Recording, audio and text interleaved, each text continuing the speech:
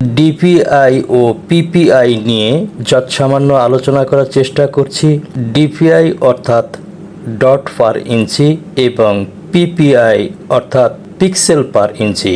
এই দুটি ডিজিটাল ছবি ও প্রিন্টিংয়ের গুরুত্বপূর্ণ পরিমাপ। পিপিআই হলো একটি ডিজিটাল ছবির প্রতি ইঞ্চিতে কতকগুলো পিক্সেল রয়েছে তার পরিমাপ।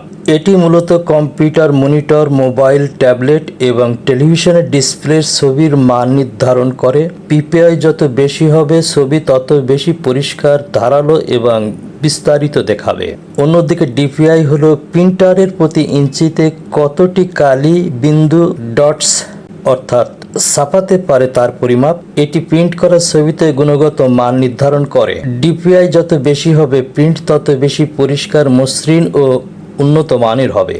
সহজভাবে বলা যায় পিপিআই ডিজিটাল স্ক্রিনে ছবির মান নির্দেশ করে আর ডিপিআই কাগজের প্রিন্ট হওয়া ছবির মান নির্দেশ করে।